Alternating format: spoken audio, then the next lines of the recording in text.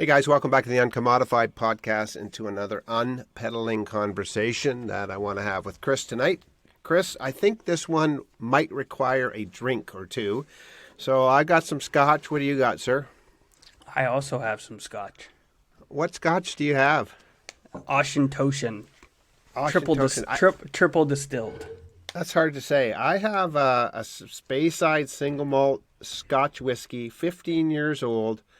This is a special edition Tam Dew that my daughter, your sister, Melissa, ordered for me recently. And so cheers to Melissa and cheers to you, Chris.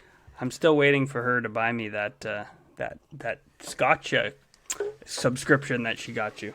You might be waiting a hell of a long time for that, my friend. I think she might say to you, buy it yourself. Buy it yourself. Maybe. All right, so here's a conversation that Chris and I want to have tonight. We've been chatting back and forth and wrestling some things for a long time, and this comes really out of both of our backgrounds. So I think we've shared with you before a little bit of our backgrounds. Chris, why don't you share your background and the interplay between marketing and sales for you and your background, and I'll share a little bit of my journey, and then let's talk about how these things come together for us and should come together hopefully for others. Sure. So I went to school for marketing, and through that time I did a lot of web design, graphic design, strategy, that kind of stuff. And then I worked strictly in the marketing field for probably 4 or so years. And kind of in that time, I started to kind of blend a little bit into some customer sales, account management type stuff and working with the sales team a little bit more in depth. And then in my role that I'm currently in, again, focused mainly on marketing in the beginning, but then transitioned over to doing outside sales for a season, and now managing a sales team of 8 or so outside sales people.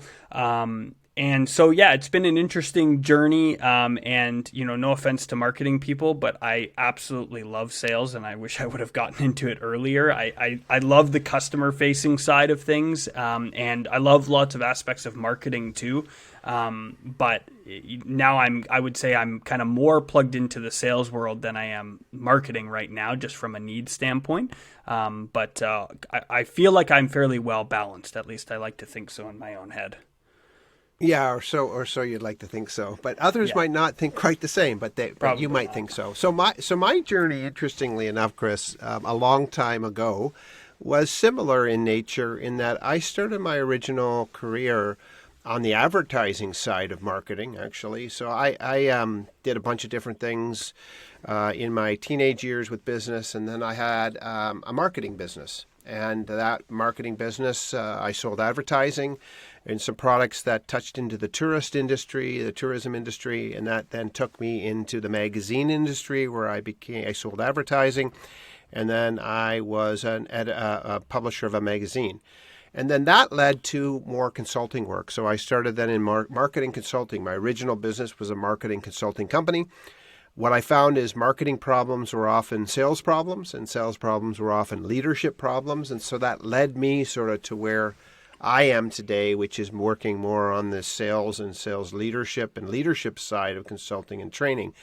But those original days of marketing, I hold a lot of fondness for those, for me. And particularly, I think what I've done over the years is I've moved more into that sales training arena and more into that sales field.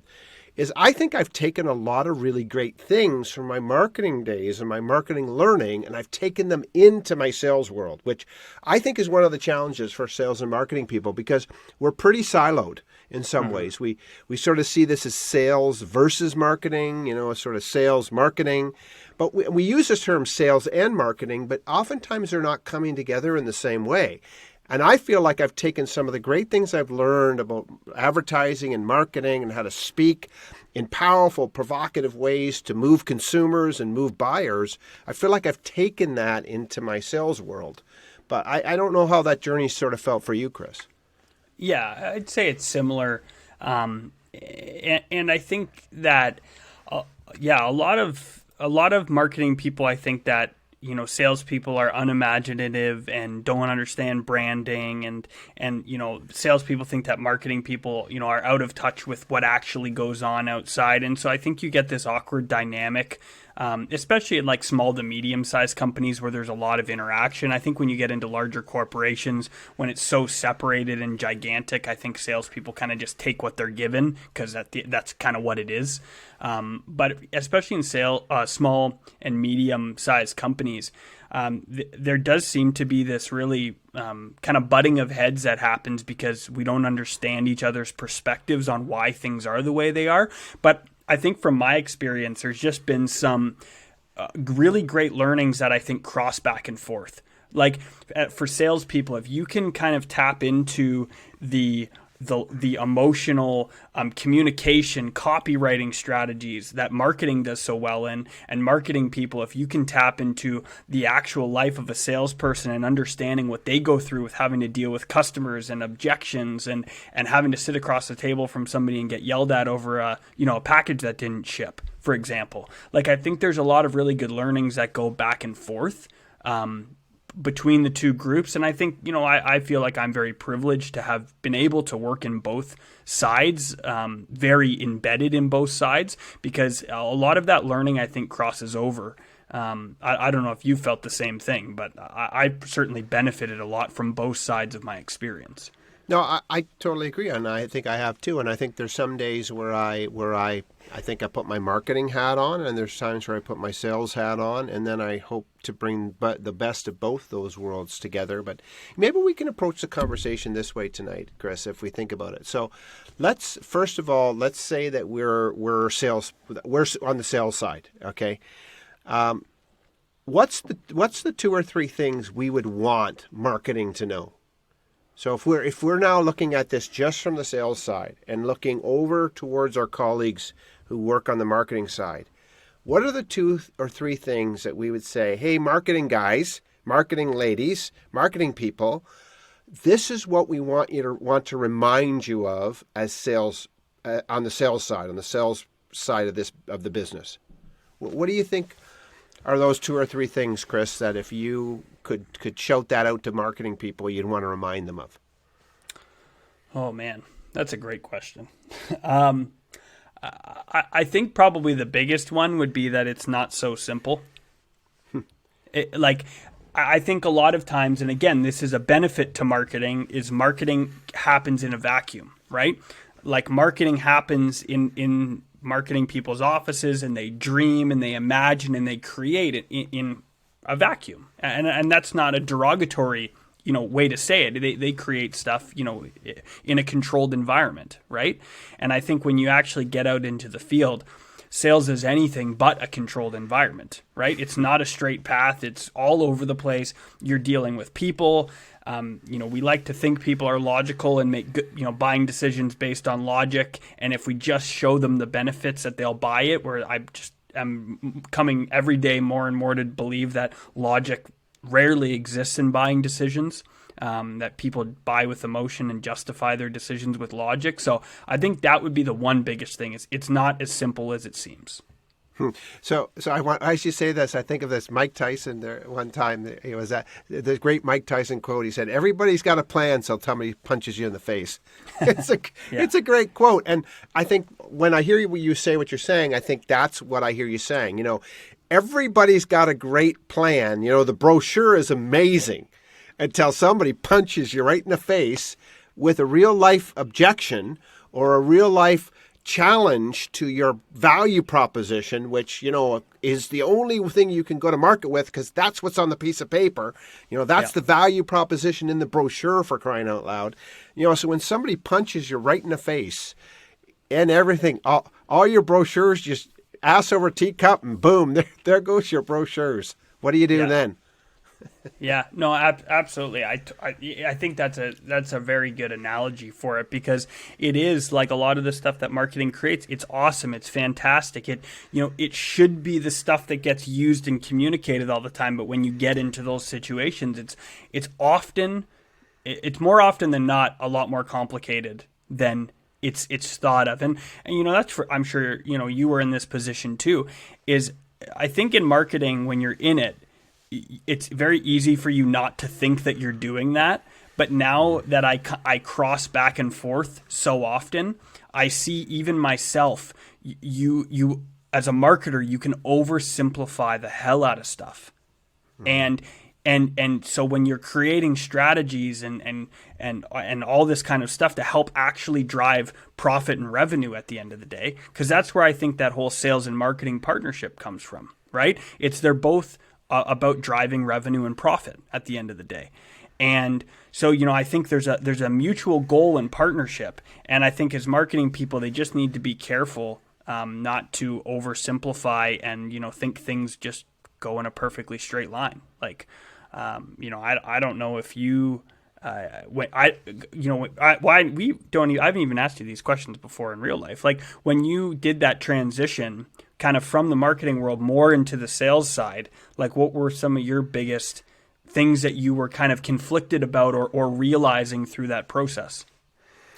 Well, I think part of it comes down to a little bit what you said. I mean, so as a marketer back then, and those were the beginning days, hard to believe it, those are the beginning days of the web. So when I first started getting into marketing, those were the beginning days of web pages and things like that. And, in a sense, a web page was a glorified brochure. That's really what it was. It was an online brochure.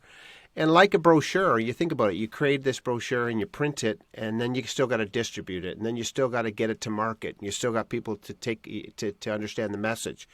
And so I think as I began to cross over, I began to realize that, and maybe I would describe it a little different. It's not that I thought it was easy as a marketer, but I think what I didn't realize is that it is very difficult to speak to multiple people in one piece. Yeah. So we tend to create, for cost efficiency and effectiveness, we create a homogeneous approach, and we create a brochure, or we create a website with a certain brand image and with a certain message. And the reality is that message cannot be customized in and of itself to each customer. And I think in some ways that's part of what the sales and marketing piece does. When I moved more on the sales side, I recognized that I was challenged every day to take this brand message, maybe this consistent brand message, or even this value proposition that the marketing department and the company had decided this was their value proposition, this was their go-to-market strategy. And I began to realize that I had to really manipulate that, not in a wrong way, but I had to manipulate it and sort of squish it and meld it into the image of the customer that was in front of me. So I had to very much figure out what language did I need to speak, for instance. My brochure had a certain language. It used certain terminology. It assumed certain things were important to the customer. And as you know, Chris, not every customer is the same. And so in some ways, I saw that my role on the sales side, or as I crossed into that when I consulted salespeople, was translating that marketing message, because the marketing message in and of itself is good, but in a sense, it's sort of like, if you think about it this way, if you're talking to a customer, it would be easier, I guess, if you're talking to a customer and their primary language was Dutch, and your marketing material was English. You'd recognize that the only way to sell to that customer is to translate that material from English to Dutch, right? You'd recognize that. And if the company hadn't invested, in Dutch translation, you would have to translate it on the fly, because you have to speak the customer's language. That's what sales people have to do. And so I think as I crossed over, I began to realize that it wasn't that what I was getting or what marketing was creating was wrong. It spoke a homogeneous language. It had to. But it was up to me to take that message and interpret that to the customer. And I think that's sort of the interplay between these two things for me. Well, and I think that's where some of the really cool and exciting stuff about where marketing is going and has come a long way is, like, you look at all the segmentation that's possible now, and customized messaging based on persona and target markets, and having different target markets set up. And so I think it is coming a long way for sure, in some of those aspects, and like some of the stuff that marketers are doing with lead generation strategies and automation, and like it's really cool stuff. And I think that's where I think marketing people, is if they have an earnestness to understand customers, their effectiveness of being able to implement strategies that actually drive the car forward are so key, and they work so well. But I think that's part of the problem is a lot of marketing people, I think maybe are not as invested in actually learning about the customer from an in-depth standpoint, or understanding the products, and especially, I work in more of a technical field. Even in that kind of stuff, like, you got to understand some of the core of the product to be able to tailor your message, right? It's not all just about, creating branding and that kind of stuff. I think that's a good point. No, I think so. And I think companies that I've worked with over the years that I think have done a really great job of crossing these boundaries and making them more fluid have been people who have taken marketing people out into the real experience of the customer and into the field, and vice versa, where they've taken salespeople into that where the sort of the barrier between these things is not as solid, as more fluid. I think of some of the great companies that I've consulted for and worked for, and many times you would find the VP of marketing out visiting customers and doing research and understanding the real market, not just through, this data collection process at afar, but really touching customers in the market and getting involved. And I think some people do a great job of doing that, and that breaks down a lot of barriers. Yeah, 100%. And again, I think, not to say that and I think we'll get into it a bit further on in the conversation, marketing people are not the bad people, right? And I think, again, sometimes I hope it's not coming across like that. I was first a marketing person, so were you, Tim. Like, there's a lot of benefits and skills that marketing people have that salespeople are just absolutely horrendous at. And their ability to craft messages and think about what language to use and all that stuff. That's where marketing really shines. And to your point, Tim, that crossing over that happens, whether it's personnel crossing over or I would say more importantly, it's about ideology crossover.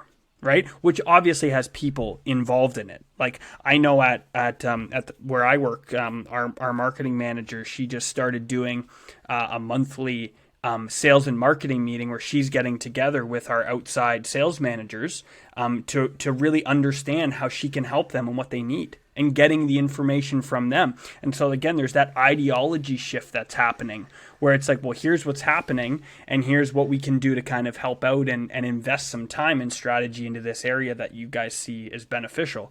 So, I think there's, the messaging side of marketing is so important. But again, it's that how do we do it for the right people at the right time? There's so many different people who need that messaging, and it's not one message fits all, as you said. No, I agree. So we'll come back and forth in this conversation, but let's flip over to the other side and say, okay, on the marketing side, what are the things that, from a marketing perspective, what would we want to say to salespeople? What would we want to remind salespeople of in this journey? Because again, as you said, it's not marketing bad, sales good. It's not sales bad, marketing good. It's not this war between these two things. We come together for the sake of a grander sense of what we're doing in relationship to building our brands and building our companies and working successfully with companies. But what is it that salespeople need to hear from your perspective from marketers? Well, I think back to the Corona advertisements, which I think from a marketing standpoint is it's a very good illustration in terms of, don't forget about the big picture. I think that would be how I would summarize it. So I'm sure everybody's seen a Corona ad in some way, shape, or form. Not coronavirus. No. Corona the beer. There's we don't want an ad for the coronavirus. No. Well, there are lots of ads for coronavirus. I know, but I'm not buying. I'm not buying any of that stuff. Corona beer. Corona beer. It almost always has some representation of you being at a beach, right? Whether it's on a billboard or their TV ads or whatever, it's all about being on a beach. It's not about, they don't talk about how their beer was infused with this kind of ingredient or they use this carbonation process, blah, blah, blah. So you have to burp less. Like they want to bring you to Punta Cana, a beach in Mexico, or the Dominican, where you're sitting on the beach having a great time. That's what they want to do. It's about the bigger picture and bringing you into that narrative. So, if I'm selling Corona beer to somebody, I'm going to be saying, don't you want to feel like you're on the beach when you're drinking beer? It's not about the beer. It's about what's behind it. And I think that's where salespeople often get lost in the minutia of the details and the features and the benefits of a specific product, especially on more technical and I would say like necessity products, like things that people need to buy, not leisure products. I think leisure product companies, they get this a lot more than, B2B companies, I would classify it as. So I think that's a very important thing. Is don't forget about the big picture. No, and I think even just when you think big picture, I think what's behind there, though, it's the neuroscience and the psychology of visualization. So when we say big picture, I think what's really going on if I put my marketing side on, I say, look, when I can get a customer to visualize an experience of the product, then what it does is awakens that neuroscience, it awakens their desire, there's something powerful that happens. And this is where I do think, as you said, that salespeople are viciously opposed at sometimes to somehow this idea that somehow they get locked into, no, if I just tell them it's 3/4 inch and it's made of this steel and it's that, that's what they need to know. No, they need to visualize themselves experiencing that product somehow. And that's what you're talking about in that ad. And I've often, as I've trained salespeople, I've talked to them about the power of visualization. And even in the process that I would use when I'm presenting is I would want to take a customer from a neuroscience and an experience perspective. I'd want to take them into the future where they were experiencing using that product or experiencing that service. By doing that in their mind, I'm taking them to a place that they're now experiencing that and feeling that, and desire will grow. And that's part of the process that I would typically use when I'm selling. So I think what I've done over the years, Chris, and maybe, I'm not saying I'm perfect at this for sure, but I'm an amalgam, I think, of these worlds where I swing back and forth, where sometimes I'm a salesperson and sometimes I'm a marketer and maybe I'm a smarketer or maybe I don't know what I am, a saleserker. I don't know. I'm an amalgam between these two things. And I very much believe in that power of visualization with the customer in my sales process. Now, no sales process is perfect, obviously. It's not just press 3 buttons and get an outcome. But I use this power of visualization in my sales process that I have consulted and taught for many, many years. I want to get a customer visualizing using the product or service. Then, frankly, I want to shove right between them and that powerful experience of visualization and experience. I want to shove an obstacle or something that will get in their way, because when I do that, and psychologically, they want to jump it. So yeah. I very much bring that psychological power of marketing that you're talking about into the process that I use in selling and presenting. Yeah. Yeah. Well, and, again, I think just analyzing it a bit more, going back to where, you see salespeople who are weak in certain aspects of what they do. I think a lot of the time it comes back to that lack of being able to enter into the bigger picture. Right. And getting into that visualization and understand that that when, we're selling something, it's about bringing somebody into a narrative around why they would buy that product and what they really get at the end of the day above and beyond the actual product. Right. And I think, again, that's where marketers, they kind of go to, okay, well, the benefit of this thing, is this practical thing. But what is the benefit to that person? Like personally, what's the benefit to them? And again, in a lot of B2B sales where we're selling through, distribution or whatever, the benefit actually to our customers has nothing to do with the product at all. Mm-hmm. It's actually all about the profit that they can make on the product that we sell them, right? So we go in and we pitch, how technically great the product is and yada, yada, yada. But at the end of the day, they tell you it is, but that's not the real benefit to them. They don't install the product. They don't have it in their house, right? They're selling it. And so I think too, that's that important thing to remember, is that, well, and again, it's a good thing to remember for marketers and salespeople is, make sure we really understand and communicate the actual benefits that our customers want out of our products, right? Yeah. And I do think that marketing people generally have a little bit better track that they go down to determine what that is to create messaging that's powerful, right? Yeah, no, and I think you're right, and I think back to other conversations that we've had on the podcast in this series called Unpeddling, and again, Unpeddling is a sub series of the podcast, the UNCOMMODiFiED podcast, which is typically more tipped into the sales and marketing arena. Again, if you're listening to this podcast today and you're coming at this from the sales and marketing perspective, again, we just want to encourage some really broad thinking in these areas and encourage you to think well, whether you're on the sales side of this or the marketing side of this.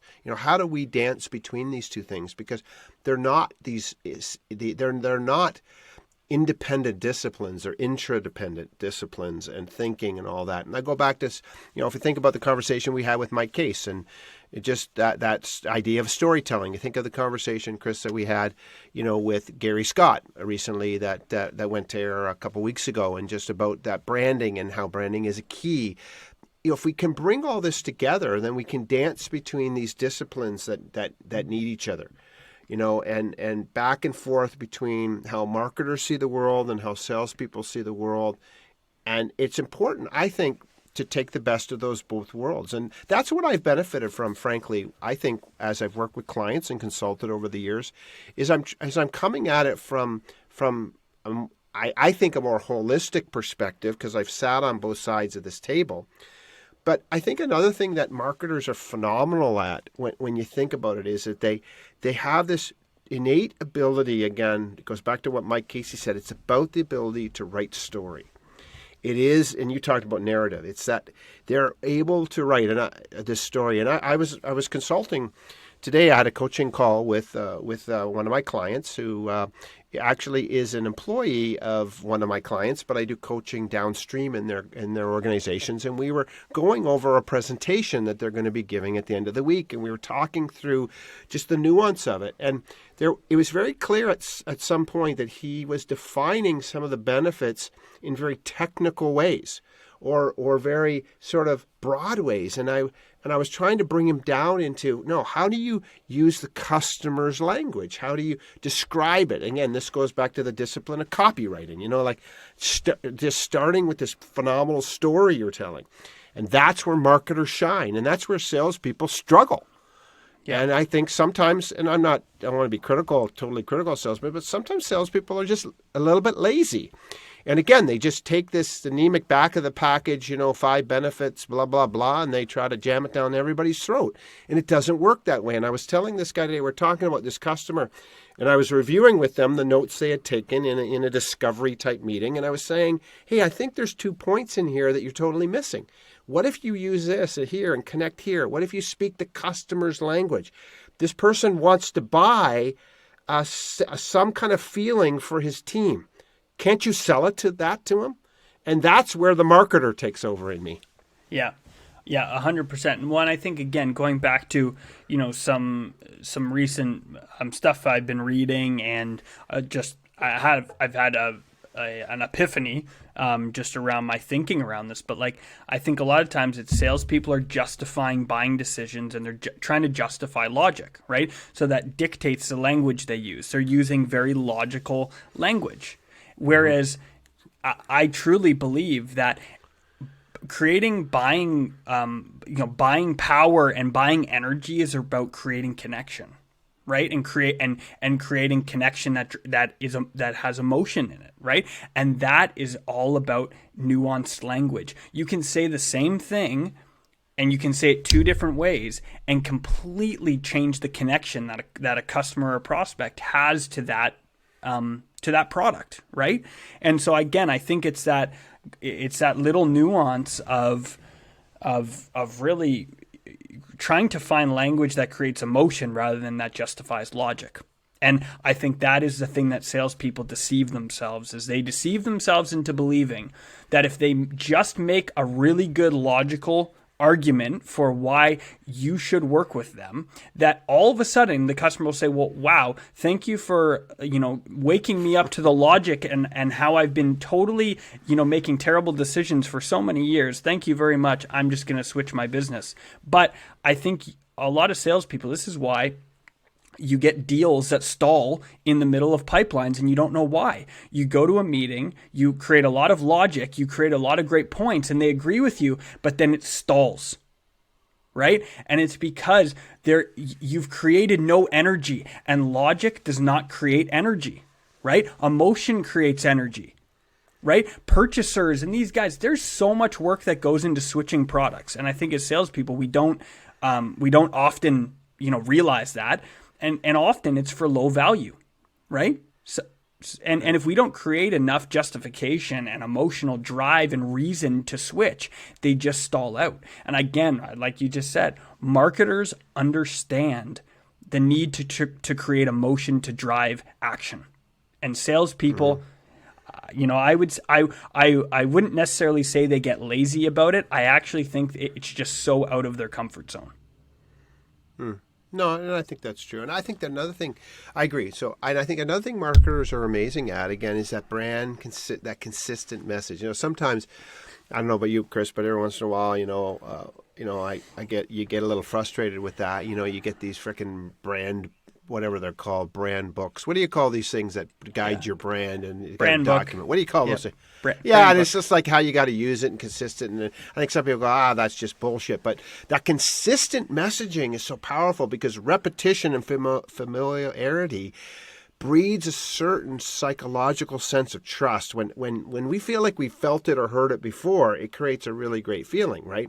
Mm-hmm. And so a marketer's desire to create brand consistency and tug on that familiarity button is powerful. And I think that's, again, something that on the sales side, we have to understand what does consistency look like, but yet uniquely applied, because you got to meld it. But how do we maintain that consistency at the same time bringing that unique sense of the customer experience to it? That's an art form, I think. And I've met some salespeople who are phenomenal at that, and then some other people who just really struggle with that, because they always want to fly by the seat of their pants, and they believe that they're better without any kind of consistent sense of way of doing it. I don't think that's true, but I think there's a lot we can learn from that discipline, again, that the marketing side brings to that discipline approach of, I'm going to deliver this message, I'm going to deliver it and deliver it and deliver it. And I don't know what the statistics are today, but I remember when I first started in magazine advertising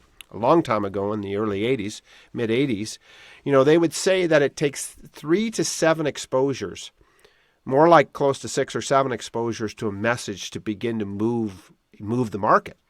So again, there's that consistency of messaging, which I think that's something that as salespeople we can really learn. What does that consistent message look like? How do we deliver it in a unique way, but how do we be more rigorous about that? Yeah, well, and I think when we were talking to Gary Scott, I'm pretty sure he was the one who said, branding is what customers say about you when you leave the room. And again, I think that's an important and a cautionary tale for salespeople as well, is that you have an impact on how brand is received. So marketing is communicating a brand message. And if we're not consistent across, and not even sales, shipping, logistics, returns, quality, anybody who interacts with a customer, if we're not consistently delivering on brand, what we say that we're striving for, or who we want to be all the time, are we actually consistent? We can have our logo in the same spot and the same size and the colors everywhere.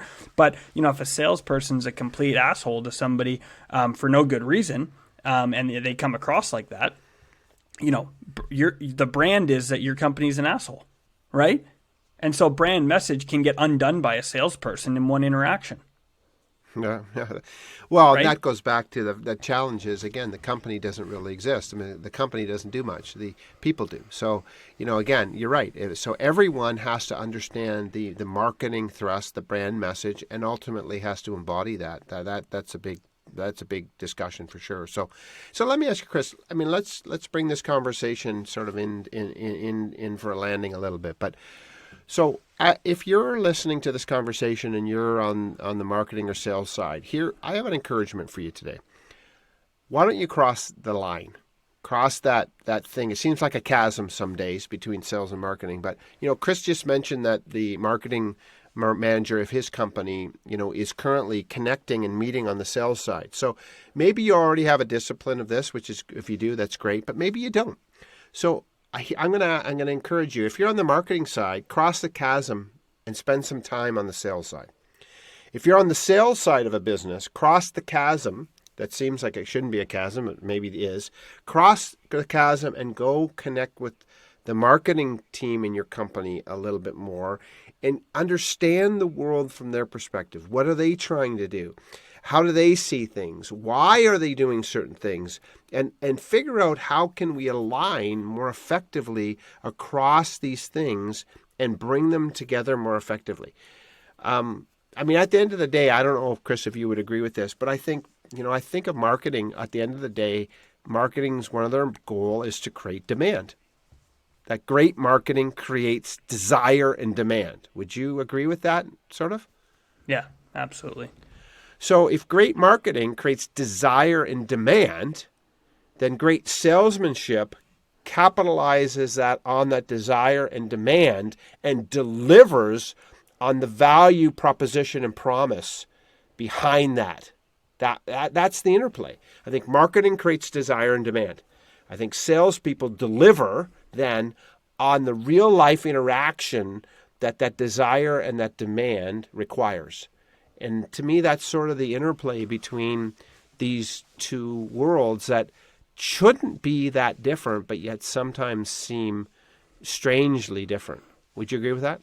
Yeah, for sure. And I think too, one important thing is as you cross that chasm, make sure you cross that chasm to learn, not to justify. I think a lot of times we cross the chasm, and I see salespeople interact with marketing, for example, not to learn and to understand, but to tell marketing why they didn't design something right. Right? And frankly, a lot of salespeople have no experience or understanding of what right design is. And so, I think it's important as you cross the chasm, cross it to learn and educate yourself, not to justify your stance and your point.